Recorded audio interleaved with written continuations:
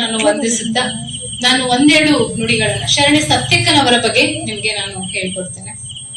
ಅದಕ್ಕಿಂತ ಮುಂಚೆ ನಾನು ನನ್ನ ಬಗ್ಗೆ ಚಿಕ್ಕದಾಗಿ ಪರಿಚಯ ಮಾಡ್ಕೊಳ್ಳೋದಾದ್ರೆ, ನಮ್ಮಲ್ಲಿ ಹಟ್ಟಿ ಹಬ್ಬ ಎಲ್ಲ ಎತ್ತುಗಳಿಗೆ ಎಲ್ಲ ಬಣ್ಣ ಹೊಡಿತಾ ಇದ್ರು 2-3 ಕಡೆ ಮೊನ್ನೆ ನಾನು ಹೋಗ್ಬೇಕಾದ್ರೆ. ಸೊ ಹಾಗಾಗಿ ನನ್ಗೂ ಇವತ್ತು ಶರಣೆ ಶಿಲ್ಪ ಅವರು ಬರಲ್ಲ ಅಂತ ಅಂದಾಗ ಹಳೆಗುದ್ನಕೊಪ್ಪದಲ್ಲಿ ಕಾರ್ಯಕ್ರಮ ಇದೆ ಅಂದಾಗ, ಹಳೆಗುದ್ನಕೊಪ್ಪ ನಮ್ಮನೆ ಇದ್ದಂಗೆ, ನಮ್ಮೂರ್ ಇದ್ದಂಗೆ. ಈ ಮುಗುಳ್ಗೆರೆಯಿಂದ ಶಿಕಾರಿಪುರದವರೆಗೂ ನೆಲವಾಗ್ಲು, ಹಳೆಗುದ್ನಕೊಪ್ಪ, ಮುಗುಳ್ಗೆರೆ ಇವೆಲ್ಲ ನಮ್ಮೂರ್ ಇದ್ದಂಗೆ. ಸೊ ಇಲ್ಲೇ ಇದೆಯಲ್ಲ ಅನ್ನುವಂತಹ ಒಂದು ಮನಸ್ಥಿತಿಯಲ್ಲಿ ನಾನು ಬಂದದ್ದು. ನನಗೆ ಬಹಳ ಖುಷಿ ಇದೆ. ಮೊದಲನೇದಾಗಿ ಅದು ದೇವಸ್ಥಾನದಲ್ಲಿ ಆಯ್ತು, ಅದು ತರಳುಬಾಳು ಭವನದಲ್ಲಿ ಮಹಾದೇವಪ್ಪನವರ ಗೌಡ್ರ ಮನೆಯಲ್ಲಿ ಆಗಿದ್ದು ಇನ್ನೂ ಬಹಳ ಸಂತೋಷ.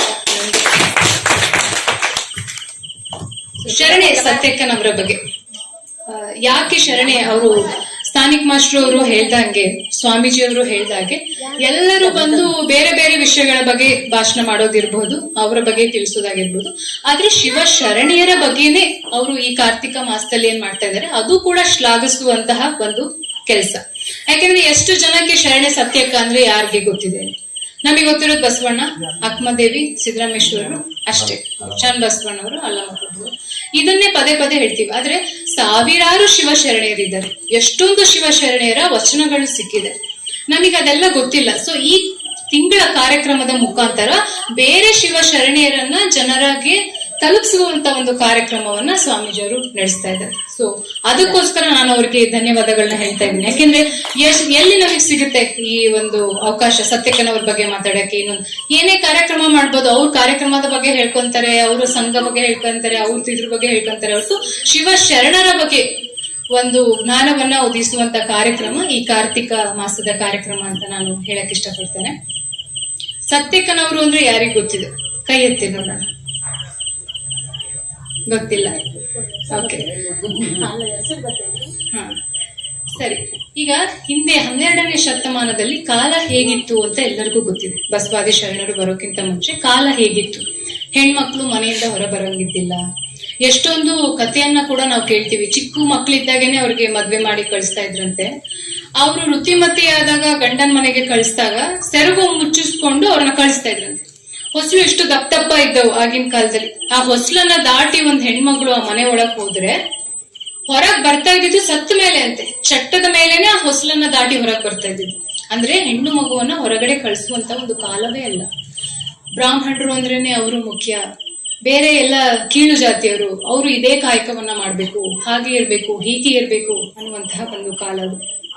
ಹಾಗೆ ಸ್ತ್ರೀಯನ್ನ ಆಗ ಮಾತೃದೇವೋ ಭವ ಅಂತ ಕರೆದ್ರು ಕೂಡ ನಾ ಸ್ತ್ರೀ ಸ್ವಾತಂತ್ರ್ಯ ಅರ್ಹತಿ ಅಂತ ಕೂಡ ವೇದಗಳಲ್ಲಿ ಬರುತ್ತೆ. ಅಂದ್ರೆ ಸ್ತ್ರೀಗೆ ಸ್ವಾತಂತ್ರ್ಯವೂ ಇಲ್ಲ ಅನ್ನುವಂತಹ ಒಂದು ಮಾತು.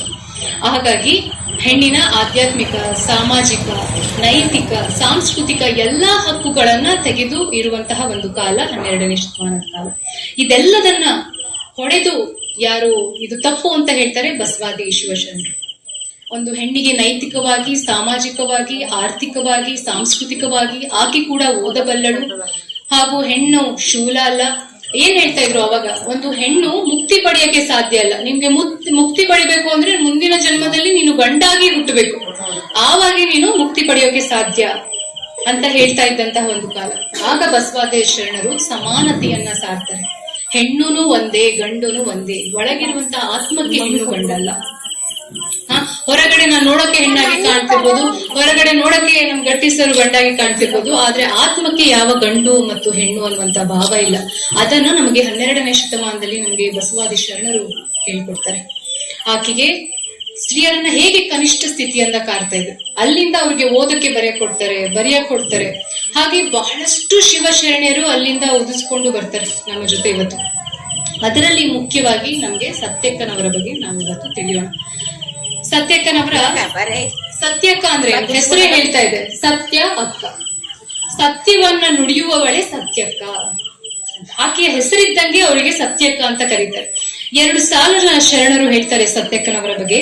ಸತ್ಯ ವಚನವ ನುಡಿಯಬಲ್ಲರೆ ಶರಣನೆಂಬೆನು, ಸದಾಚಾರದಲ್ಲಿ ನಡೆಯಬಲ್ಲರೆ ಶರಣನೆಂಬೆನು.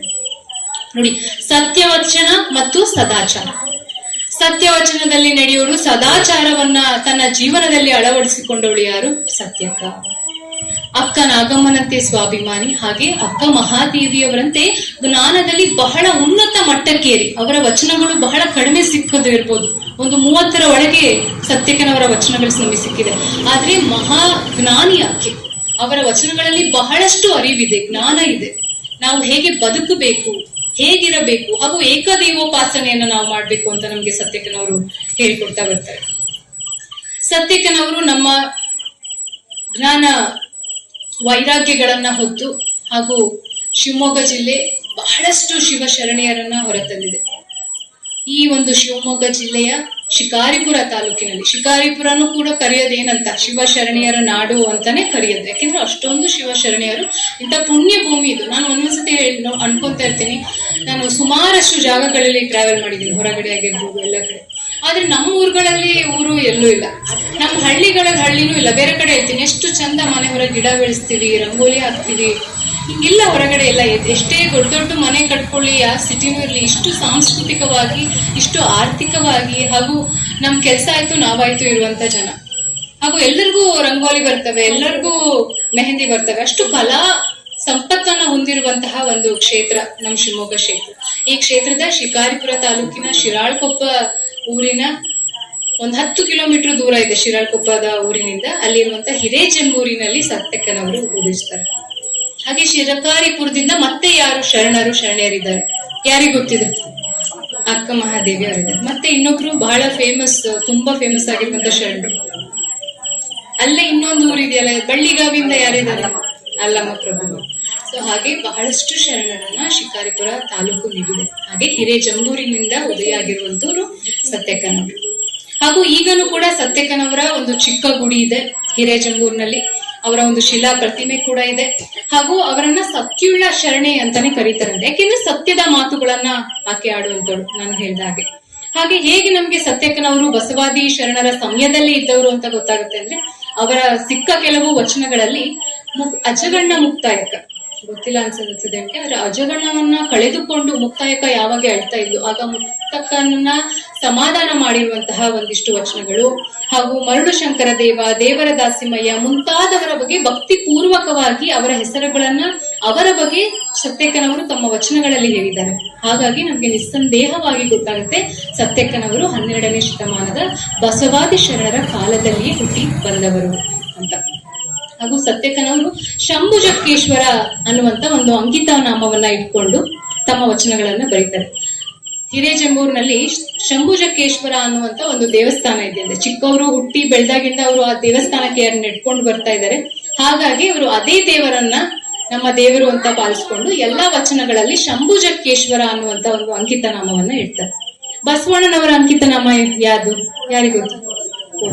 ಅಕ್ಕ ಮಹಾದೇವಿ ಅವ್ರದ್ದು ಚನ್ನಮಲ್ಲಿಕಾರ್ಜುನ. ಯಾರು ಹೇಳಿದ್ದು ಅಕ್ಕ ಮಹಾದೇವಿ? ಅಪ್ಪ ಹೇಳಿದ್ರು, ಅಲ್ಲಿ ಹೇಳಿದ್ರು.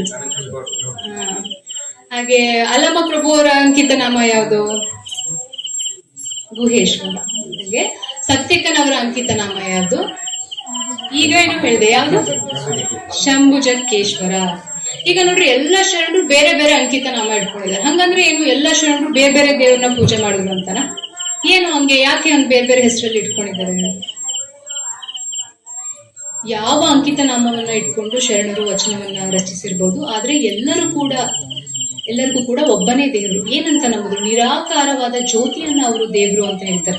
ಶಿವ ಅಂತ ಅವ್ರನ್ನ ಕರಿತೀವಿ, ಗಣೇಶ ಅಂತ ಕರಿಬಹುದು ನೀವೆಲ್ಲ, ಆದ್ರೆ ಯಾವುದೇ ಮೂರ್ತಿಯನ್ನ ಶರಣರು ಒಪ್ಲಿಲ್ಲ. ಹಿಂಗೇ ಇದ್ದಾನೆ ದೇವ್ರು, ಹಿಂಗೇ ಕಾಣ್ತಾನೆ, ಆ ದೇವ್ರನ್ನ ಇದೇ ಹೆಸರಲ್ಲಿ ಕರಿಬೇಕು ಅಂತಾರ. ನೀವು ನಿಮ್ ಹೆಸರುಗಳಲ್ಲಿ ಕಟ್ಕೊಳ್ಳಿ. ನಾಳೆ ನೀವು ಪದ ಬರೀತೀರಾ, ಜಾನಪದ, ನೀವೊಂದು ಅಂಕಿತ ನಾಮವನ್ನ ಇಟ್ಕೊಂಡು ಬರೀರಿ. ಅವರೆಲ್ಲ ಅಂಕಿತ ನಾಮವನ್ನ ಬೇರೆ ಇಟ್ಕೊಂಡು ಬರೆದಿರಬಹುದು, ಆದ್ರೆ ಎಲ್ಲರೂ ಕೂಡ ನಂಬುದು ನಿರಾಕಾರವಾದಂತ ಒಂದು ಜ್ಯೋತಿ ಇದೆ. ಆ ಜ್ಯೋತಿಯನ್ನ ಸತ್ಯಕ್ಕನವರು ಶಂಭುಜಕ್ಕೇಶ್ವರ ಅಂತ ಕರೆದ್ರು, ಬಸವಣ್ಣನವರು ಕೂಡಲ ಸಂಗಮ ದೇವ ಅಂತ ಕರೆದ್ರು, ಹಾಗೂ ಅಕ್ಕ ಮಹಾದೇವಿರು ಚನ್ನಮಲ್ಲಿಕಾರ್ಜುನ ಅಂತ ಕರೆದ್ರು. ಹಾಗಾಗಿ ಯಾವತ್ತು ಮರಿಬಾರ್ದು. ಇನ್ಮೇಲೆ ಸತ್ಯಕ್ಕನವರ ಅಂಕಿತ ನಾಮ ಯಾವುದು? ಶಂಭುಜಕ್ಕೇಶ್ವರ ಅನ್ನೋದು. ಹಾಗೂ ಅವರ ವಚನದಲ್ಲಿ ಏನು ಬರುತ್ತೆ, ಸಿಕ್ಕಿರುವಂತದ್ದು ಒಂದು 30 ವಚನ ಆಗಿರ್ಬೋದು. ಮೇನ್ ಆಗಿ ಏನ್ ಹೇಳ್ತಾರೆ ಸತ್ಯಕ್ಕನವರು ಅಂದ್ರೆ, ಧಾಂಬಿಕ ಗುರು ಶಿಷ್ಯ ಜಂಗಮರ ಭವಿಗಳ ಟೀಕೆ ಹಾಗೂ ಸ್ತ್ರೀ ಪುರುಷ ಸಮಾನತೆ. ಅಂದ್ರೆ ಮುಂದೆ ನಾವು ಚೆನ್ನಾಗಿದ್ದೀವಿ, ನಾವು ಹಿಂಗ್ ಮಾಡ್ತೀವಿ, ನಾವ್ ಇಷ್ಟು ಪೂಜೆ ಮಾಡ್ತೀವಿ, ನಾನು ಇಷ್ಟನ್ನ ಬಲ್ಲವನು ಅಂತ ಹೇಳ್ಕೊಂಡು ಪೂಜಾರಿಗಳು ಏನಾವಾಗ ಓಡಾಡ್ತಿದ್ರು. ಆದ್ರೆ ಅವ್ರದೆಲ್ಲ ಒಳಗಡೆ ಟೊಳ್ಳು, ಅವರಿಗೆ ಜ್ಞಾನ ಇಲ್ಲ. ಅದನ್ನ ಸತ್ಯಕ್ಕನವರು ಟೀಕಿಸ್ತಾರೆ. ಹಾಗೂ ಸ್ತ್ರೀ ಪುರುಷ ಸಮಾನರು ಹಾಗೂ ಏಕದೇವೋಪಾಸನೆಯನ್ನ ಅವರು ಬಹಳವಾಗಿ ನಂಬ್ತಾರೆ. ದೇವರು ಒಬ್ಬರೇ, ಸಾವಿರಾರು ದೇವರು, ನೂರಾರು ದೇವರಿಲ್ಲ, ದೇವರು ಒಬ್ಬರೇ ಅನ್ನೋದನ್ನ ಅವರು ಪದೇ ಪದೇಯಾಗಿ ಹೇಳ್ತಾರೆ. ಸೊ ಅವರ ಕೆಲವೊಂದು ವಚನಗಳನ್ನ ನಾನು ನಿಮ್ಮ ಮುಂದೆ ಹೇಳ್ತಾ ಹೋಗ್ತೀನಿ, ಅದರ ಅರ್ಥವನ್ನ ಹೇಳ್ತಾ ಹೋಗೋಣ. ಯಾಕೆಂದ್ರೆ ಸತ್ಯಕ್ಕನವರು ಬೇರೆ ಶರಣರ ಬಗ್ಗೆ ಬಹಳಷ್ಟು ಇನ್ಫಾರ್ಮೇಶನ್ ನಮಗೆ ಸಿಗಲ್ಲ. ಆ ಬಸವಣ್ಣನವರ ಬಗ್ಗೆ ಬಹಳಷ್ಟು ಇನ್ಫಾರ್ಮೇಶನ್ ಇರ್ಬೋದು, ಅಕ್ಕ ಮಹಾದೇವಿಯವರ ಬಗ್ಗೆ ಇರ್ಬೋದು, ಶರಣರು ಎಲ್ಲಾ ಶರಣೆಯರ ಬಗ್ಗೆ ಅಷ್ಟೊಂದು ಇನ್ಫಾರ್ಮೇಶನ್ ಇಲ್ಲ. ಹಾಗಾಗಿ ಅವರ ಒಂದಿಷ್ಟು ವಚನಗಳನ್ನ ನಿಮ್ಮ ಮುಂದೆ ಹೇಳೋದ್ರ ಮೂಲಕ ಅದನ್ನ ನಾನು ಅರ್ಥೈಸ್ತೇನೆ. ಸೊ ಸತ್ಯಕ್ಕನವರು ಯಾವ ಕಾಯಕವನ್ನು ಮಾಡ್ತಾ ಇದ್ರು? ಊಳಿಗ ಕಾಯಕ, ಅಂದ್ರೆ ಶಿವ ಶರಣರ ಮನೆಯ ಕಸವನ್ನ ಹೊಡೆಯುವಂತ ಕಾರ್ಯಕ್ರಮ. ರೋಡ್ ನಲ್ಲಿ ಬಿದ್ದಂತಹ ಎಲ್ಲ ಕಸವನ್ನ ಕ್ಲೀನ್ ಮಾಡ್ಕೊಂಡು ಹೋಗುವಂತ ಕಾಯಕನ ಸತ್ಯಕ್ಕ ಮಾಡ್ತಾರೆ. ಆದ್ರೆ ರೋಡಲ್ಲಿ ನಾನು ಕೆಲಸ ನೋಡಿ, ಆಗಿನ ಕಾಲದಲ್ಲಿ ನಾವು ಜಸ್ಟ್ ಇಮ್ಯಾಜಿನ್ ಮಾಡ್ಕೋಬಹುದು, ರೋಡಲ್ಲಿ ಕಸ ಹೊಡೆಯುವಂತ ಒಬ್ಬ ಮಹಿಳೆಯು ಕೂಡ ಅಷ್ಟು ಜ್ಞಾನವನ್ನ ಸಂಪಾದಿಸಿದ್ಳು. ಅಂದ್ರೆ ಅಷ್ಟೊಂದು ವಚನಗಳನ್ನ ಆಕೆ ಬರೆದಿದ್ದಾಳೆ, ಅಷ್ಟೊಂದು ಜ್ಞಾನವನ್ನ ಮಟ್ಟಕ್ಕೆ ಅವಳು ಮೀರಿದ್ದಾಳೆ ಅಂತ ಅಂದ್ರೆ ಎಷ್ಟು ಒಂದು ಕ್ರಾಂತಿಕಾರಿ ಸಂಚಲನ 12ನೇ ಶತಮಾನದಲ್ಲಿ ನಡೀತು ಅನ್ನೋದನ್ನ ನಾವು ಅರ್ಥ ಮಾಡ್ಕೋಬೇಕು. ಅಕ್ಕ ಮಹಾದೇವಿಯವರು ಸತ್ಯಕ್ಕನವರನ್ನೇ ಕುರಿತು ಒಂದು ವಚನವನ್ನ ಹೇಳಿದ್ದಾರೆ. ಆ ವಚನವನ್ನ ನಾನು ನಿಮ್ಮ ಮುಂದೆ ಹೇಳಕ್ ಇಷ್ಟಪಡ್ತೇನೆ. ಶಿವಗಣಂಗಳ ಮನೆಯಂಗಳ ವಾರಣಾಸಿ ಎಂಬುದು ಹುಸಿಯೇ, ಪುರಾತನರ ಮನೆಯಂಗಳದಲ್ಲಿ ಅಷ್ಟಾಷ್ಟಿ ತೀರ್ಥಂಗಳು ನೆಲಸಿಪ್ಪವಾಗಿ, ವಿರಕ್ತಿ ಬೆದೆಯಾಗಿ ಭಕ್ತಿ ಮೊಳೆಯಾಗಿ, ಎನ್ನ ದೇವ ಚನ್ನ ಮಲ್ಲಿಕಾರ್ಜುನ ನಿಮ್ಮ ಭಕ್ತರ ಮನೆಯಂಗಳ ಪ್ರಯಾಗದಿಂದ ಗುಲಗಂಜಿಯ ದಿಕ್ಕ ನೋಡ. ಇದು ಅಕ್ಕ ಮಹಾದೇವಿಯವರು ಸತ್ಯಕ್ಕನನ್ನ ಕುರಿತು ಬರೆದಿರುವಂತಹ ಒಂದು ವಚನ. ಏನು ಹೇಳಕ್ಕೆ ಪ್ರಯತ್ನ ಪಡ್ತಾರೆ ಅಕ್ಕ ಮಹಾದೇವಿ? ಶಿವಗಣಂಗಳ ಮನೆಯಂಗಳ ವಾರಣಾಸಿ ಎಂಬುದು ಹುಸಿಯೇ. ಶಿವಗಣಂಗಳ ಮನೆಯಲ್ಲಿ ಅವರು ಒಂದು ಕೆಲಸವನ್ನ ಮಾಡಿ ಕಸವನ್ನ ಹೊಡೆದು ಅವರು ಬದುಕಿದ್ರು ಕೂಡ ವಿರಕ್ತಿ ಬೆದೆಯಾಗಿ ಭಕ್ತಿ ಮೊಳೆಯಾಗಿ ಎನ್ನ ದೇವ ಚನ್ನ ಮಲ್ಲಿಕಾರ್ಜುನ, ಅಷ್ಟು ಉತ್ಕಟ ಮಟ್ಟಕ್ಕೆ ಸತ್ಯಕ್ಕನವರು ಸೇರ್ತಾರೆ ಎಂಬಂತೆ ಸತ್ಯಕ್ಕ ಶರಣರ ಮನೆಯಂಗಳದಲ್ಲಿ ಕಸ ಗುಡಿಸುವ ಕಾಯಕದಲ್ಲಿಯೇ ಅಚಲ ನಿಷ್ಠೆಯನ್ನ ಮೈಗೂಡಿಸ್ಕೊಳ್ತಾಳೆ. ಕಾಯಕ ನಿಷ್ಠೆಯ ಬಗ್ಗೆ ಸತ್ಯಕ್ಕೆ ಏನ್ ಹೇಳ್ತಾರೆ ಅಂತ ಒಂದು ಚಿಕ್ಕ ವಚನದಲ್ಲಿ ನೋಡೋಣ. ಶಿವ ಶರಣೆಂದು ಪೂರ್ವಾಜಿತವ ಉಂಡೊಡೆ ಭಂಗ, ಪುಣ್ಯ ಪಾಪಂಗಳ ಎಣಿಸಬಾರದ ಭಾಷೆ, ಲಂಚ ವಂಚನಕ್ಕೆ ಕೈಯಾನದ ಭಾಷೆ, ಬಟ್ಟೆಯಲ್ಲಿ ಹೊನ್ನು ವಸ್ತ್ರ ಬಿದ್ದಿದ್ದಡೆ ಕೈ ಮುಟ್ಟಿ ಎತ್ತಿದೊಡೆ ನಿಮ್ಮಾಣೆ, ಅದೇನು ಕಾರಣವೆಂದರೆ ನೀವಿಕ್ಕಿದ ಭಾಷೆಯಲ್ಲಿಪ್ಪೆನಾಗಿ ಪರದ್ರವ್ಯಕ್ಕೆ ಆಸೆ ಮಾಡಿದೆನಾದರೆ ಎನ್ನ ನರಕದಲ್ಲಿ ಅದ್ದಿ ನೀನೆದ್ದು ಹೋಗು ಶಂಭುಜಕ್ಕೇಶ್ವರ. ಎಷ್ಟು ಪವರ್ಫುಲ್ ಆಗಿರೋ ವಚನ ಇದು. ಏನ್ ಹೇಳ್ತಾರೆ? ಶಿವ ಶರಣೆಂದು ಪೂರ್ವಾಜಿತವ ಉಂಡೊಡೆ ಬಂಗಡೆ, ಅಂದರೆ ಸತ್ಯ ಶುದ್ಧ ಕಾಯಕದಿಂದ ನಾವು ಬದುಕಬೇಕು ಅನ್ನುವಂಥದ್ದು ಅವರ ಮಾತು. ಪೂರ್ವಾಜಿತವನ್ನ ನಮ್ಮಪ್ಪನ ಆಸ್ತಿ ಇದೆ, ನಾನೇನು ಮಾಡಲ್ಲಪ್ಪ, ಅದನ್ನೇ ತಿನ್ಕೊಂಡು ಹಾಗದನ್ನ ಅಕ್ಕ ಒಪ್ಪಲ್ಲ. ಸತ್ಯಕ್ಕ ಏನ್ ಹೇಳ್ತಾರೆ? ಸತ್ಯ ಶುದ್ಧ ಕಾಯಕದಿಂದ ನಾವಾಗಿ ದುಡಿದು ತಿನ್ನಬೇಕು. ಶರಣೆಂದು ಪೂರ್ವಾಜಿತ ಆಸ್ತಿಯನ್ನ ಉಂಡೊಡೆ ಭಂಗ, ಹಾಗೆ ಪುಣ್ಯ ಪಾಪಂಗಳ ಎಣಿಸಬಾರದ ಭಾಷೆ, ಲಂಚ ವಂಚನಕ್ಕೆ ಕೈಯಾನದ ಭಾಷೆ, ಅಂದ್ರೆ ಲಂಚನೆಲ್ಲ ಒಪ್ಪಲ್ಲ. ಲಂಚ ತಗೊಂಡು ಏನು ಇರ್ತಾರೆ ಅದನ್ನು ಕೂಡ ಆಕೆ ಒಪ್ಪಲ್ಲ. ಸತ್ಯವಾಗಿರ್ಬೇಕು, ಶುದ್ಧವಾಗಿರ್ಬೇಕು. ಎತ್ತಿದೊಡೆ, ಹಾಗೆ ಕಸ ಹೊಡೆಯುವಂತಹ ಕಾರ್ಯವನ್ನ ಆಕೆ ಮಾಡೋದ್ರಿಂದ ಕಸ ಹೊಡಿದು ಹೋಗ್ಬೇಕಾದ್ರೆ ಬಟ್ಟೆಯಲ್ಲಿ ಹೊನ್ನು ವಸ್ತ್ರ ಬಿದ್ದಿದ್ದಾರೆ, ಬಟ್ಟೆಯಲ್ಲಿ ಏನಾದ್ರು ಬಂಗಾರ ಸಿಕ್ಕರೆ, ಯಾವ್ದಾದ್ರು ಒಳ್ಳೆ ವಸ್ತ್ರ ಸಿಕ್ಕರೆ ನಾನು ಕಸ ಹೊಡಿಬೇಕಾರೆ ಅದನ್ನ ಕೂಡ ನಾನು ಮುಟ್ಟಲ್ಲ. ಅಷ್ಟು ಸತ್ಯ ಶುದ್ಧವಾಗಿ ನನ್ನ ಮನಸ್ಸಿದೆ, ಹಾಗೆ ನಾನು ಕಾಯಕವನ್ನ ಮಾಡ್ತೇನೆ. ಬಟ್ಟೆಯನ್ನ ಸಿಕ್ಕರು ಕೂಡ ನಾನು ತೆಗೆಯಲ್ಲ. ನೀವಿಕ್ಕಿದ ಭಾಷೆಯ ಇಪ್ಪೆನಾಗಿ ಪರದ್ರವ್ಯಕ್ಕೆ ಆಸೆ ಮಾಡಿದೆನಾದರೆ ನನ್ನನ್ನ ನರಕದಲ್ಲಿ ಅದ್ದು ಶಂಭುಜಕ್ಕೇಶ್ವರ ಅನ್ನೋದು ಅಕ್ಕನವರ ಮಾತು. ನೋಡಿ, ಇದನ್ನು 12ನೇ ಶತಮಾನದಲ್ಲಿ ಸತ್ಯಕ್ಕೆ ಹೇಳಿರ್ಬೋದು, ಆದ್ರೆ ಅದು ನಮಗೆ ಇವತ್ತು ಕೂಡ ಅನ್ವಯ ಆಗುತ್ತೆ ತಾನೆ. ಏನ್ ಹೇಳ್ತೀವಿ ನಮ್ಮ ಮಕ್ಳಿಗೆ? ಚೆನ್ನಾಗ ಒಂದು ಸಮಾಜಕ್ಕೆ ಒಳ್ಳೇನಾಗಪ್ಪ, ಏನೇನ್ ಆಸ್ತಿ ನಿನ್ ಆಸ್ತಿ ಹೊಡೆದು ಬೇರೆಯವ್ರು ಲಂಚ ಮಾಡ್ಕೊಂಡು ಬದುಕು ಅಂತ ಯಾರು ಹೇಳಲ್ಲ. ಈಗ ನಮ್ಮ ಅಪ್ಪಂದ ಬಂದಿದೆ, ಹೌದು, ಇದನ್ನೇ ತಿನ್ಕೊಂಡಿರೋ ಮರೆಯ, ನೀನ್ ಏನು ಮಾಡ್ಬೇಡ ಅಂತ ಯಾರಿಗೂ ಹೇಳಲ್ಲ. ನೀನು ದುಡಿ, ನೀನು ಒಂದೇನಾದ್ರೂ ಕಲಿ, ನೀನು ಜ್ಞಾನಿ ಆಗೋ ಅಂತ ನಾವ್ ಹೇಳ್ತೀವಿ. ಅದನ್ನೇ ಸತ್ಯಕ್ಕ 12ನೇ ಶತಮಾನದಲ್ಲಿ ನಮ್ಗೆ ಹೇಳ್ತಾರೆ. ಅದಕ್ಕೆ ನಾವ್ ಹೇಳೋದು, ವಚನ ಬರೀ ಪುಸ್ತಕದಲ್ಲಿ ಇರೋದಲ್ಲ, ಯಾವಾಗ ಒಂದು ಬಟ್ ಹೊಡೆದು ದೇವ್ರ ಮನೆ ಮುಂದೆ ಹೇಳೋದಲ್ಲ. ಇದು ಪ್ರತಿದಿನ ನಮ್ಮ ಜೀವನದಲ್ಲಿ ಅನ್ವಯವಾಗುವಂತಹದ್ದು. ಹಾಗಾಗಿ ಇದನ್ನ ನಾವು ಮಕ್ಕಳಿಗೆ ಹೇಳ್ಕೊಡ್ಬೇಕು ಅಂತ ಯಾಕೆ ಹೇಳ್ತಾರೆ? ಎಷ್ಟು ಅದ್ಭುತವಾದಂತ ವಚನ ಅದು. ಹಾಗೆ ಏಕದೇವತಾ ನಿಷ್ಠೆ, ಅಂದ್ರೆ ಒಬ್ಬರೇ ದೇವರು, ಪದೇ ಪದೇ ಬೇರೆ ದೇವರುಗಳನ್ನ ನಾವು ಪೂಜೆ ಮಾಡಬಾರ್ದು ಅನ್ನುವಂತಹದ್ದು ಕೂಡ ಸತ್ಯಕ್ಕನವರ ಒಂದು ನಿಲುವು. ಏಕದೇವತಾ ನಿಷ್ಠೆಯ ಬಗ್ಗೆ ಒಂದು ವಚನವನ್ನ ನೋಡೋದಾದ್ರೆ, ಅರ್ಚನೆ ಪೂಜನೆ ನೇಮವಲ್ಲ, ಮಂತ್ರ ತಂತ್ರ ನೇಮವಲ್ಲ, ಧೂಪ ದೀಪಾದಾರತಿ ನೇಮವಲ್ಲ, ಪರಸ್ತ್ರೀ ಪರದನ ಪರದೈವಗಳಿಗೆ ಎರಗದಿಪ್ಪುದೇ ನೇಮ, ಶಂಭುಜಕ್ಕೇಶ್ವರನಲ್ಲಿ ನೀವು ಕಾಣಿರಣ್ಣ ನಿತ್ಯ ನೇಮ. ಅಂದ್ರೆ ಏನು? ಅರ್ಚನೆ ಪೂಜನೆ ಮಾಡಿ ಕೆಲವೊಬ್ರು ಹಂಗೆ ಪೂಜೆ ದೇವ್ರ ಮನೆಗೆ ಹೋಗ್ತಾರೆ, ಹಂಗೆ ಹೊಗೆ ಹೊಗೆ ಹೊಗೆ ಬರ್ತಾ ಇರ್ಬೇಕು. ಇಲ್ಲ ಅಂದ್ರೆ ಪೂಜೆ ಮಾಡಿದೀವಿ ಅಂತಾನೆ ಮನಸ್ಸಿಗೆ ತೃಪ್ತಿ ಆಗಲ್ಲ. ಹಂಗೆ ಧೂಪ ಹಚ್ಚಿ ಎಲ್ಲ ಕಣ್ಣು ಉರಿ ಹಂಗೆ ಹಾಕಿದ್ರೆ ಪೂಜೆ ಮಾಡ್ತೀವಿ. ಅಥವಾ ಏನು ಗಂಟೆ ಹೊಡಿಯೋದು, ಹಾಗೆ ಮಂತ್ರ ಹೇಳೋದು, ತಂತ್ರ ಹೇಳೋದು, ಇದೆಲ್ಲದನ್ನ ಸತ್ಯಕ್ಕ ಒಪ್ಪಲ್ಲ. ನೀವ್ ಇದೆಲ್ಲ ಮಾಡಿದ್ರು ನಿಮ್ಮ ಮನಸ್ಸು ಶುದ್ಧಿ ಇಲ್ಲ ಅಂದ್ರೆ ನೀವ್ ಯಾವ ಪೂಜೆನೂ ಮಾಡಲ್ಲ. ನನ್ಗೆ ನೀವೇನೇ ಪೂಜೆ ಮಾಡಿ, ಎಷ್ಟು ಹೂ ಬಿಡ್ರಿ, ಎಷ್ಟು ಹೂವಿಲ್ಲ ಅನ್ರಿ, ನೀವು ಧೂಪ ಇಡ್ರಿ, ಧೂಪ ಇಲ್ದಂಗೆ ಇಡ್ರಿ, ಆದ್ರೆ ನಿಮ್ಮ ಮನಸ್ಸು ಶುದ್ಧವಾಗಿರ್ಬೇಕು. ಒಬ್ಬ ದೇವನನ್ನ ನಿಮ್ಮ ಮನಸ್ಸಿನಿಂದ ಪೂಜಿಸ್ಬೇಕು.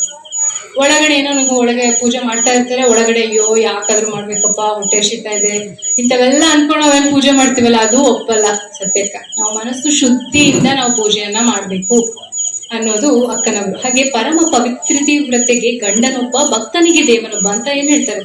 ಬೇರೆ ಹೆಣ್ಣು ಮಕ್ಕಳನ್ನ ನಾವು ತಾಯಿಯಂದಿರ ಒಂದು ರೂಪದಲ್ಲಿ ನೋಡ್ಬೇಕು. ಪರಸ್ತ್ರೀ, ಪರಧನವನ್ನ ಒಪ್ಪಬಾರದು. ಪರಸ್ತ್ರೀಯನ್ನ ನಾವು ತಾಯಿಯಂದಿರ ರೂಪದಲ್ಲಿ ನೋಡ್ಬೇಕು. ಹಾಗೆ ಭಕ್ತನಿಗೆ ದೇವನೊಬ್ಬ ಅಂದ್ರೆ ದೇವರಿಗೆ ಒಬ್ಬ ಭಕ್ತನಿಗೆ ಒಬ್ಬನೇ ದೇವ. ಈಗ ಇದಕ್ಕೂ ಕೈ ಮುಗ್ದೆ, ಅಲ್ಲಿ ಇನ್ನೊಬ್ರಿಗೂ ಕೈ ಮುಗ್ದೆ, ಇಲ್ಲಿ ಎಲ್ಲಾ ದೇವರು ಕೂಡ ಒಂದೇ ನಿರಾಕಾರವಾದಂತ ಶಕ್ತಿ. ಅದನ್ನ ಸತ್ಯಕ್ಕನವರು ನಮ್ಗೆ ಹೇಳ್ತಾರೆ. ಜಾಸ್ತಿ ನಾನು ಮಾತಾಡಕ್ ಹೋಗಲ್ಲ. ಹೊರದಂಗ್ ಆಗ್ತಾ ಇದ್ಯಾ? ಅರ್ಥ ಆಗ್ತಾ ಇದೆಯಾ? ಇನ್ನೊಂದು ಸ್ತ್ರೀ ಪುರುಷ ಸಮಾನತೆಯ ಬಗ್ಗೆ ಒಂದು ವಚನವನ್ನ ಹೇಳ್ತೀನಿ. ಹೇಗೆ ಸ್ತ್ರೀನು ಹಾಗೂ ಪುರುಷರು ಸಮಾಳು ಅನ್ನೋದನ್ನ ಸತ್ಯಕ್ಕ ಹೇಗೆ ಹೇಳ್ತಾರೆ. ಮೊಲೆ ಮುಡಿ ಇತ್ತುದೇ ಹೆಣ್ಣೆಂದು ಪ್ರಮಾಣಿಸಲಿಲ್ಲ, ಕಾಸೆ ಮೀಸೆ ಕಟಾರವಿತ್ತುದು ಗಂಡೆಂದು ಪ್ರಮಾಣಿಸಲಿಲ್ಲ. ಅದು ಜಗದ ಹಾಗೆ ಬಲ್ಲವರ ನೀತಿಯಲ್ಲ, ಏತರ ಹಣ್ಣಾದರೂ ಮಧುರವೇ ಕಾರಣ. ಅಂದವಿಲ್ಲದ ಕುಸುಮಕ್ಕೆ ವಾಸನೆಯೇ ಕಾರಣ, ಇದರಂದವ ನೀನೇ ಬಲ್ಲೆ ಶಂಭುಜಕ್ಕೇಶ್ವರ. ನೋಡಿ ಎಷ್ಟು ಅದ್ಭುತವಾದಂತಹ ವಚನ ಇದು. ಮೊಲೆ ಮುಡಿ ಇತ್ತುದೇ ಹೆಣ್ಣೆಂದು ಪ್ರಮಾಣಿಸಲಿಲ್ಲ, ಕಾಸೆ ಮೀಸೆ ಕಠಾರವಿತ್ತುದೇ ಗಂಟೆಂದು ಪ್ರಮಾಣಿಸಲಿಲ್ಲ. ನೋಡಿ ಎಷ್ಟು ನಿಷ್ಠುರವಾಗಿದೆ ಆಕೆಯ ಮಾತು. ಯಾರು ಈ ಶಿವಶರಣರನ್ನ ಬಿಟ್ಟು ಯಾರು ಹೇಳ್ತಾರೆ? ಯಾರೊಳಗ್ಯೋ ನಾವು ಒಂದೇ ದೇವ್ರು ಅಂತ ಹೇಳಿದ್ರಪ್ಪ ನಮಗೆ ಬೈತಾರೆ, ಓ ಈ ದೇವರಿಗೂ ಕೈ ಮುಗಿಣ, ಆ ದೇವರಿಗೂ ಕೈ ಮುಗಿಣ, ಇದು ಸರಿ ಅದು ಸರಿ ಅನ್ನೋಣ ಅಂತಾರೆ. ಆದ್ರೆ ಶಿವಶರಣರು, ಬಸವಾದಿ ಶಿವಶರಣರಿಗೆ ಮಾತ್ರ ಧೈರ್ಯ ಇತ್ತು, ಆ ದಿಟ್ಟೆದೇ ಇತ್ತು. ಇದೇ ಸರಿ, ಲಿಂಗವಿದ್ದವರು ಹೊಲೆಯಲ್ಲ ಅಂತಾರೆ. ಎಲ್ಲಿ ಹೊಲೆ ಇಲ್ಲ, ಲಿಂಗವನ್ನ ಧರಿಸಿದ್ರೆ ಅವರು ಹೊಲೆಯಲ್ಲ. ಈ ತರ ನಿಷ್ಠುರವಾಗಿ ಕಠಿಣವಾಗಿ ಮಾತಾಡೋದು ಬಸವಾದಿ ಶಿವಶರಣರು ಮಾತ್ರ. ಇಲ್ಲಿ ಮೊಲೆ ಮುಡೆ ಇದ್ದ ತಕ್ಷಣ ಹೆಣ್ಣಾಗಲ್ಲ, ಮೀಸೆ ಕಾಸೆ ಬಂದ ತಕ್ಷಣ ನೀನು ಗಂಡಾಗಲ್ಲ. ನಿಮ್ಮ ಹೊರಗಿನ ರೂಪ ಹೆಣ್ಣಾಗಿರ್ಬೋದು, ಹೊರಗಿನ ರೂಪ ಗಂಡಾಗಿರ್ಬೋದು, ಆದ್ರೆ ಒಳಗಿರುವಂತ ಆತ್ಮಕ್ಕೆ ಯಾವ ಗಂಡು ಹೆಣ್ಣು ಇಲ್ಲ. ಯಾರಾದ್ರೂ ನಿಮ್ಮ ಆತ್ಮ ನಾನು ಹೆಣ್ಣು ಗಂಡು ಅಂತ ಇಲ್ಲ, ಅದು ದೇವರ ಸ್ವರೂಪ ಅನ್ನೋದು ಸತ್ಯಕ್ಕನವರ ಮಾತು. ಹಾಗೂ ಏತರ ಹಣ್ಣಾದರೂ ಮಧುರವೇ ಕಾರಣ. ಹೊರಗಡೆ ಒಂದ್ ಹಣ್ಣು ಕರ್ರಗಿರ್ಲಿ, ನೋಡಕ್ ಅಸಹ್ಯವಾಗಿರ್ಲಿ, ಅಯ್ಯೋ ಎಂತ ಹಣ್ಣಪ್ಪ ಇದು ಅಂತ ಅಂದ್ರೆ ಅದರ ವಾಸನೆಯಿಂದ ಅದ್ರದ್ದು ಬೆಲೆ ಗೊತ್ತಾಗುತ್ತೆ. ವಾಸನೆ ಘಮಘಮ ಅಂತ ಬರ್ತಾ ಇದ್ರೆ ಅದರ ಬೆಲೆ ಗೊತ್ತಾಗುತ್ತೆ ನಮ್ಗೆ. ಅಷ್ಟು ಚೆನ್ನಾಗಿರೋ ಮಾವಿನ ಹಣ್ಣು ನೋಡ್ತೀವಿ, ಆರೆಂಜ್ ಹತ್ರ ಹೋದ್ರೆ ದಪ್ಪು ವಾಸನೆ ಬರ್ತಾ ಇದ್ರೆ ಯಾರಾದ್ರೂ ದುಡ್ಡು ಕೊಟ್ಟು ತಗೊಂತಾರೆ, ಅದನ್ನ ತಗೊಳಲ್ಲ. ಹಾಗಾಗಿ ಅದರ ಮೌಲ್ಯ ಬಾಹ್ಯದಿಂದ ಗೊತ್ತಾಗಲ್ಲ ಅನ್ನೋದು. ಯಾರದೇ ಮೌಲ್ಯ ಆಗಿರೋ ಹಣ್ಣಿನ ಅವರು ಎಕ್ಸಾಂಪಲ್ ಕೊಟ್ಟಿರ್ಬೋದು, ಆದ್ರೆ ಒಬ್ರು ಮೌಲ್ಯ ಹೊರಗಡೆ ಅವ್ರು ಹೆಂಗ್ ಕಾಣ್ತಿದ್ದಾರೆ, ಎಷ್ಟು ಸುಂದರವಾಗಿದ್ದಾರೆ, ಯಾವ ಸೀರೆ ಹಾಕೊಂಡಿದ್ದಾರೆ, ಎಷ್ಟು ಬಂಗಾರ ಹಾಕೊಂಡಿದ್ದಾರೆ, ಇದರಿಂದ ಗೊತ್ತಾಗಲ್ಲ. ಅವರ ಮನಸ್ಸು ಒಳಗಡೆ ಎಷ್ಟು ಪಕ್ವವಾಗಿದೆ, ಅದರಿಂದ ಅವರ ಬೆಲೆ ನಮಗೆ ಗೊತ್ತಾಗುತ್ತೆ ಅನ್ನೋದು ಅಕ್ಕ ಹೇಳ್ತಾರೆ. ಅಂದವಿಲ್ಲದ ಕುಸುಮಕ್ಕೆ ವಾಸನೆಯೇ ಕಾರಣ, ಅದು ಇನ್ನೊಂದು ಎಕ್ಸಾಂಪಲ್. ಇನ್ನು ಕುಸುಮ ಅಂದ್ರೆ ಏನು? ಹೂವು ಎಷ್ಟೇ ಚೆನ್ನಾಗಿ ಎಲ್ಲೇ ಇರ್ಬೋದು, ಚೆನ್ನಾಗಿರ್ಬೋದು, ಆದ್ರೆ ಅದರ ಬೆಲೆ ಹೇಗೆ ಗೊತ್ತಾಗುತ್ತೆ? ಅದು ಹೇಗೆ ಸುವಾಸನೆಯಿಂದ ಪೂರ್ತಾ ಇದೆಯೋ ಇಲ್ಲೋ. ಒಬ್ಬು ವಾಸನೆ ಬರ್ತಾ ಇದ್ರೆ ಯಾರಾದ್ರೂ ಹೂವಿಗೆ ಯಾರಾದ್ರೂ ಇಷ್ಟಪಡ್ತಾರ, ಮುಟ್ಕೊಂತಾರ ಅದನ್ನ ಹೂವಿಗೆ? ಇಲ್ಲ. ಹಾಗಾಗಿ ಹೊರಗಡೆ ಹೇಗೆ ಕಾಣ್ತಾ ಇದ್ರು ಸುವಾಸನೆ ಇರ್ಬೇಕು. ನಾವು ಹೊರಗಡೆ ಹೇಗಿದ್ರು ನಮ್ಮ ಆತ್ಮ ಶುದ್ಧಿ ಇರ್ಬೇಕು. ನೀವು ಗಂಡಾಗಿರ್ಲಿ ಹೆಣ್ಣಾಗಿರ್ಲಿ, ಒಳಗಡೆ ಆತ್ಮ ನಮ್ದು ಶುದ್ಧಿ ಆಗಿರ್ಬೇಕು. ಅದು ದೇವರಿಗೆ ಸಮ ಅನ್ನೋದು ಸತ್ಯಕ್ಕನವರ ಒಂದು ಮಾತು. ಹಾಗೆ ಕೊನೆಯಾಗಿ ಈ ಎಲ್ಲಾ ವಚನಗಳಲ್ಲಿ ಅವರು ನಿಷ್ಠುರವಾಗಿ ಹೇಳಿರ್ಬೋದು. ಏಕದೇವೋಪಾಸನೆನೇ ಇರಬೇಕು, ಸ್ತ್ರೀ ಮತ್ತು ಪುರುಷ ಸಮಾನರು, ಹಾಗೂ ಕಾಯಕವನ್ನ ನಾವು ಎಷ್ಟು ಮನಃಶುದ್ಧಿಯಿಂದ ಇಟ್ಟು ಮಾಡ್ಬೇಕು, ಈ ಎಲ್ಲಾ ವಿಚಾರಗಳನ್ನ ಅವ್ರು ಹೇಳಿರ್ಬೋದು. ಆದ್ರೆ ಕೊನೆಗೆ ಆಕೆ ಜ್ಞಾನದ ಶಿಖರಕ್ಕೆ ಮುಟ್ತಾಳೆ. ಅವರ ಒಂದು ಲಿಂಗೈಕ್ಯ ಸ್ಥಿತಿಯ ಒಂದು ವಚನವನ್ನ ನೋಡೋದಾದ್ರೆ ಕೊನೆಯ ವಚನ ಹೇಳ್ತೀನಿ. ಉದಕದೊಳಗಣ ಕಿಚ್ಚಿನಂತೆ ಲಿಂಗೈಕ್ಯವು, ವಾಯು ನುಂಗಿದ ಪರಿಮಳದಂತೆ ಲಿಂಗೈಕ್ಯವು, ಉರಿಯೊಳಗಿದ ಕರ್ಪೂರದಂತೆ ಲಿಂಗೈಕ್ಯವು, ಭಾವನಾಟಿದ ಬಯಲಿನಂತೆ ಲಿಂಗೈಕ್ಯವು, ಅರಿವು ನುಂಗಿದ ಮರಹಿನಂತೆ ಲಿಂಗೈಕ್ಯವು, ಯಥೋ ವಾಚೋ ನಿರ್ವತಂತೆ ಅಪ್ರಾಪ್ಯ ಮನಸಾಸಹ ಎಂಬುದಾಗಿ ವಾಗ್ಮನಕ್ಕೆ ಅಗೋಚರವಾದಂತಹ ಮಹಾಶರಣನ ಒಳಗೊಂಡು ಥಳಥಳಿಸಿ ಬೆಳಬೆಳಗಿ ಹೊಳೆವುತ್ತೆ ನಿಶ್ಶಬ್ದ ಬ್ರಹ್ಮ ವಾಕೀರ್ತನಯ್ಯ ನಮ್ಮ ಶಂಭುಜಕ್ಕೇಶ್ವರ, ನಮ್ಮ ಶಂಭುಜಕ್ಕೇಶ್ವರ. ಬಹಳ ಚಂದ ಇರುವಂತಹ ವಚನ ಇದು ಸಭಾಸದ್ರೆ. ಏನಂತಾರೆ, ಉದಕದೊಳಗಿನ ಕಿಚ್ಚಿನಂತೆ ಲಿಂಗೈಕ್ಯವು ಅಂದ್ರೆ ಮಾತು ಮತ್ತು ಮನಸ್ಸಿಗೆ ಅಗೋಚರವಾದಂತಹ ಮಹಾಶರಣ ಲಿಂಗಯ್ಯನಲ್ಲಿ ಯಾವಾಗ ಮುಕ್ತಿಯನ್ನ ಪಡೆದಾಗ ಅದು ಹೇಗಿರುತ್ತೆ, ಲಿಂಗದಲ್ಲಿ ನಾನು ಒಂದಾದಾಗ ಅದು ಆ ಭಾವನೆ ಹೇಗಿರುತ್ತೆ ಅಂತ ಅಕ್ಕ ಹೇಳ್ತಾ ಇದ್ದಾಳೆ.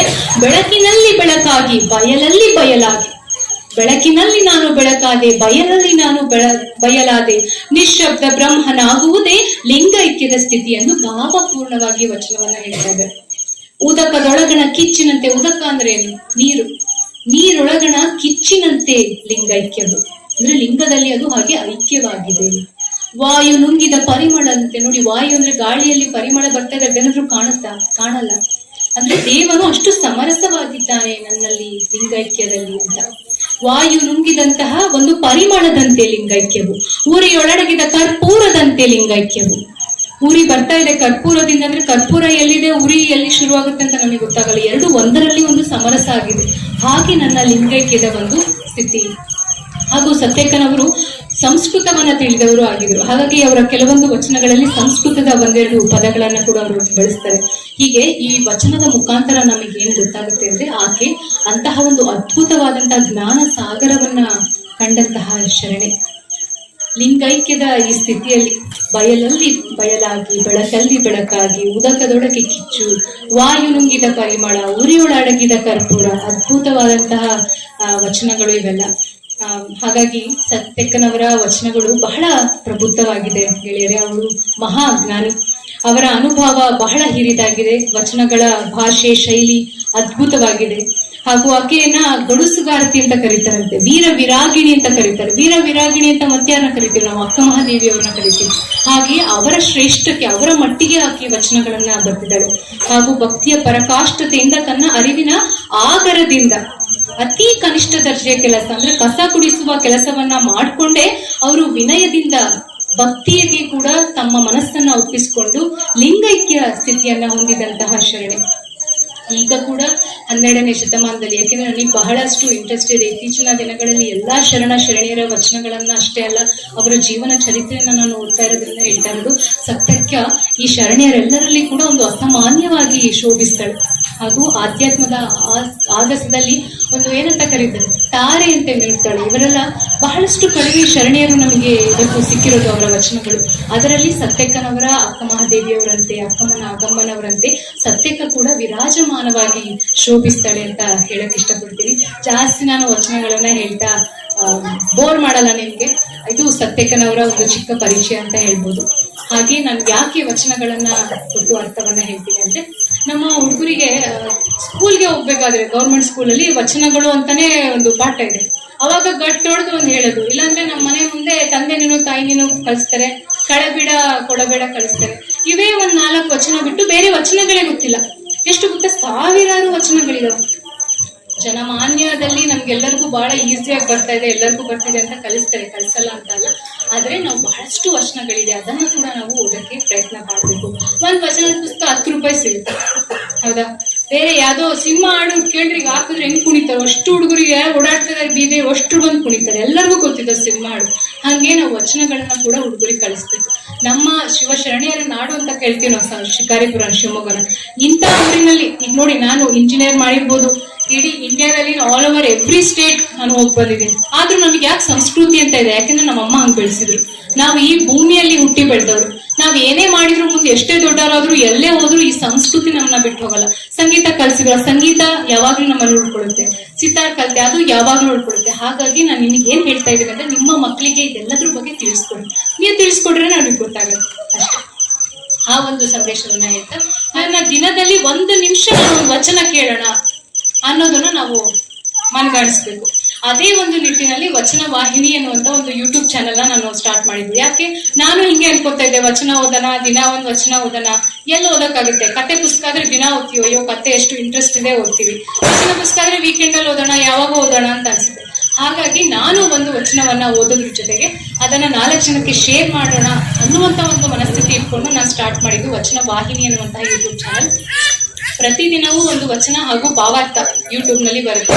ಸೊ ನೀವ್ ಯಾರು ಬುಕ್ ತಗೊಂಡೇ ಓದಿ ಅಂತ ನಾನು ಹೇಳೋದು. ಯಾರು ಹೋಗಿ ಬುಕ್ ತಗೊಂಡು ಓದಕ್ಕಾಗಲ್ಲ ಅವರು ನನ್ನ ಚಾನಲ್ ವಚನ ವಾಹಿನಿಯನ್ನ ನೋಡ್ಬೋದು. ಬಸವಾದಿ ಶರಣರ ಹಾಗೂ ಕೇವಲ ಬಸವಣ್ಣನವರ ಅಕ್ಕಮಹಾದೇವಿಯವರಲ್ಲ, ಬಹಳಷ್ಟು ಶಿವಶರಣೆಯರ ವಚನಗಳನ್ನ ಭಾವಾರ್ಥಗಳನ್ನ ನಿಮ್ಮ ಮುಂದೆ ಇಡುವಂತ ಪ್ರಯತ್ನವನ್ನ ನಾನು ಮಾಡ್ತಾ ಇದ್ದೀನಿ ಅಂತ ಹೇಳ್ತಾ, ಈ ಮಾತಾಡೋದ್ರಲ್ಲಿ ಏನಾದ್ರೂ ತಪ್ಪಾಗಿದ್ರೆ ಕ್ಷಮಿಸಿ ಅಂತ ಹೇಳ್ತಾ, ಹಾಗೂ ಇವತ್ತು ನನಗೆ ಅವಕಾಶ ಮಾಡಿಕೊಟ್ಟಂತಹ ಚನ್ನಬಸವ ಮಹಾಸ್ವಾಮೀಜಿ ಅವರಿಗೆ ನಾನು ಮತ್ತೊಮ್ಮೆ ಧನ್ಯವಾದಗಳನ್ನ ಅರ್ಪಿಸುತ್ತಾ, ಎಲ್ಲರೂ ಕೇಳಿದಿರ, ನೀವು ಯಾವತ್ತೂ ಕೂಡ ಸತ್ಯಕ್ಕ ಅಂದ್ರೆ ಹಿರೇಜಮ್ಮನವರು ಹಾಗೂ ಅವರ ಅಂಕಿತ ನಾಮ ಶಂಭುಜಟೇಶ್ವರ ಅಂತ ನೆನ್ಪಿಟ್ಕೊಂಡ್ರೆ ನಾನು ಇವತ್ತು ಬಂದು ಸ್ವಲ್ಪ ಹೊತ್ತು ನಿಮ್ಮ ಮುಂದೆ ಮಾತಾಡಿದ್ದು ಸಾರ್ಥಕ ಆಗುತ್ತೆ ಅಂತ ಹೇಳ್ತಾ, ನಮ್ಮೆಲ್ಲರಿಗೂ ವಂದಿಸ್ತಾ ಶರಣ.